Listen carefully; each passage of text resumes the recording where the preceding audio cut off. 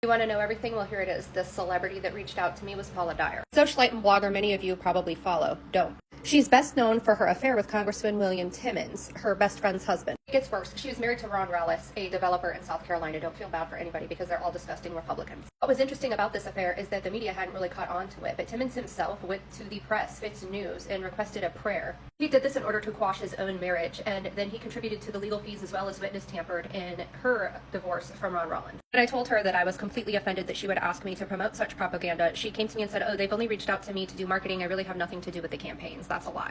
According to her LinkedIn, she has been the vice president of marketing since 2022. According to LinkedIn, Ori R. is the CEO. Ori Renat worked as the White House chief digital officer. After 3 years, he left in 2020 to launch Urban Legend. It is critical to understand that in addition to public fairs, food, cooking, and parenting were going to be included. Is that Trodwife content making a little more sense for you? Don't worry, it gets worse. We also have EV Magazine running their end of the anti-women propaganda. And remember, PSQ Holdings that Donald Trump Jr. joined just days after his dad was elected, and it skyrocketed 270%. You want to know what they do? If you're wondering how PSQ makes its money, look at Every Life, a premium life-affirming baby product company. Don't worry, it gets worse. While you can buy those shitty diapers anywhere, they're mostly sold by influencers in an MLM form, meaning that they are actually generating money for anti-choice organizations, funneling it to Republicans, and it's coming to you as organic content. The company even quoted Elon Musk, "Having children is saving the world," in one of their big advertisements. Adding to Urban Legend's team is Sandra Clark. Also straight from Trump's administration is the director of marketing and campaign. Interesting how things have started to look extra Trumpy around here. Oh, so it isn't just looking extra Trumpy and anti-women out there on your FYP.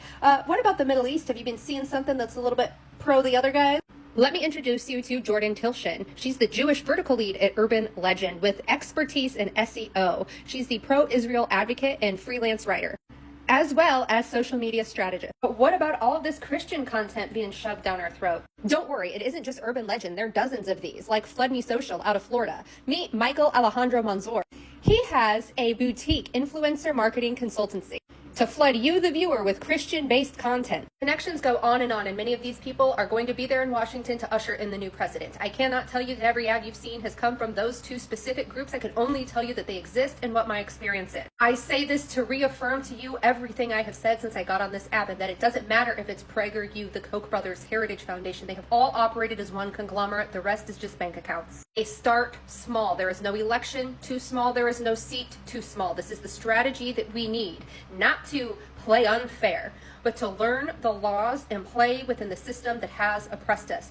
We need to question every single content creator and ask if they're being paid. There's nothing wrong with being paid for the content that you put out. Personally, I put a lot of research in. I should get a little something for it. I would never share with you an opinion that I did not have, and if I ever changed a position, I would be here with the facts explaining my thought process. Question absolutely everything you see in here, especially over the next few years. And I need you to understand that due to TikTok's algorithm, this whole scheme would be harder to do on this app than any other app because it simply wouldn't get the numbers. If anybody is mad about me telling my story and the honest to God truth, remember that you reached out to me first. And if honesty is not a characteristic of somebody that you want to do business with, then I think that says a lot about your operations.